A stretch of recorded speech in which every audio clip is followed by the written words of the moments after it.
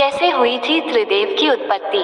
कौन है भगवान शिव, विष्णु और ब्रह्मा के पिता?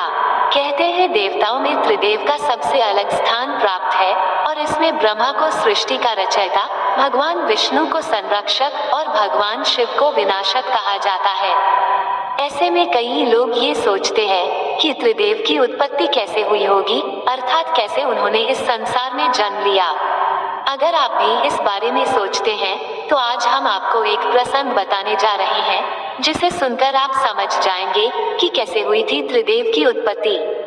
एक बार जब भगवान शिव ने सोचा कि अगर मैं विनाशक हूँ तो क्या मैं हर चीज का विनाश कर सकता हूँ? क्या मैं ब्रह्मा और विष्णु का विनाश भी कर सकता हूँ?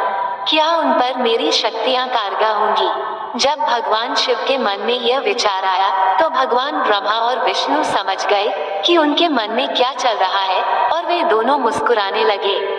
ब्रह्मा जी बोले, महादेव, आप अपनी शक्तियाँ मुझ पर क्यों नहीं आजमाते? मैं भी यह जानने के लिए उत्सुक हूँ कि आपकी शक्तियाँ मुझ पर कारगर हैं या नहीं।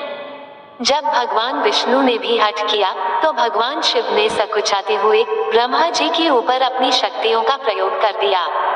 देखते ही देखते ब्रह्मा जी जलकर भस्म हो गए। जैसे ही शिव जी ने अपनी शक्तियों का प्रयोग किया, ब्रह्मा जी जलकर गायब हो गए और उनकी जगह एक राख का छोटा सा ढेर लग गया।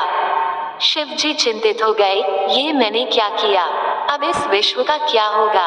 भगवान विष्णु मुस्कुरा रहे थे। उनकी मुस्कान और भी चौड़ी हो गई जब उन्होंने शिव जी को पछताते हुए घुटनों के बल बैठते देखा।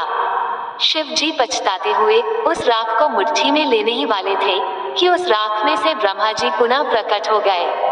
वे बोले, महादेव, मैं कहीं नहीं गया हूँ, मैं यहीं पर हूँ। देखो, आपके विनाश के कारण इस राख की रचना हुई और जहाँ भी रचना होती है वहाँ मैं होता हूँ, इसलिए मैं आपकी शक्तियों से भी समाप्त नहीं हुआ।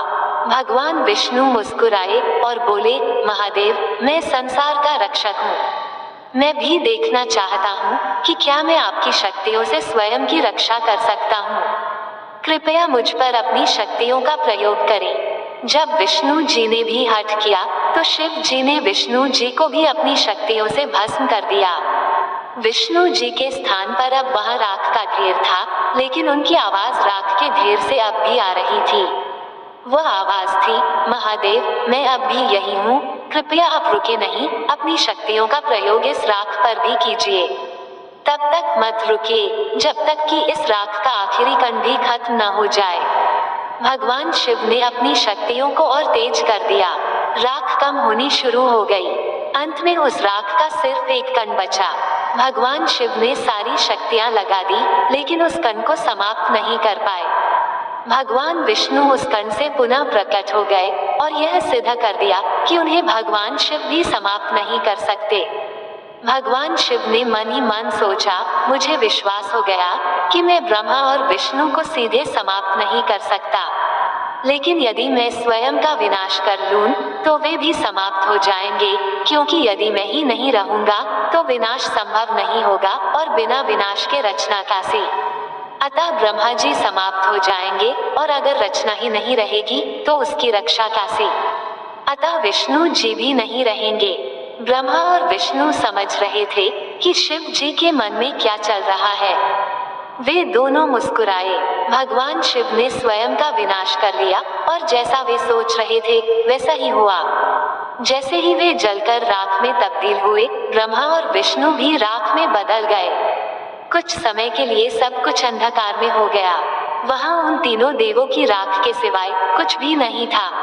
उसी राख के ढेर से एक आवाज आई, मैं ब्रह्मा हूँ, मैं देख सकता हूँ कि यहाँ राख की रचना हुई है और जहाँ रचना होती है वहाँ मैं होता ही हूँ। इस तरह उस राख से पहले ब्रह्मा जी उत्पन्न हुए और उसके बाद विष्णु और फिर शिव जी, क्योंकि जहाँ रचना होती है वहाँ पहले सुरक्षा आती है और फिर विनाश।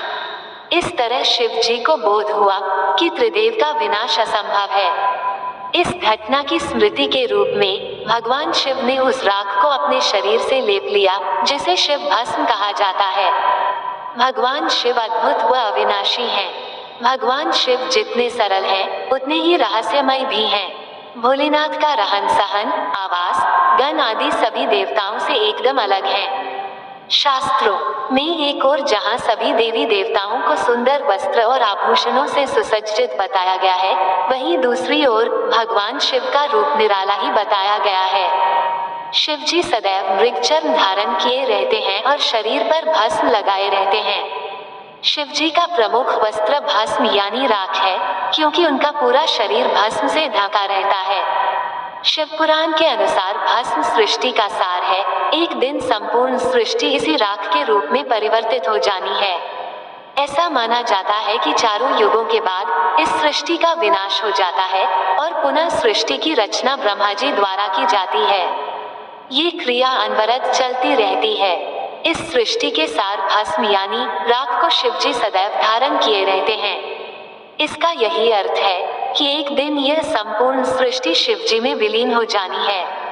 दोस्तों, आपको ये कथा कैसी लगी, कृपया कमेंट करके जरूर बताएं। वीडियो पसंद आया हो तो लाइक करें और ऐसे ही और भी बहुत सारी कहानियों, कथाओं एवं जानकारियों के लिए चैनल को सब्सक्राइब जरूर करें। धन्यवाद।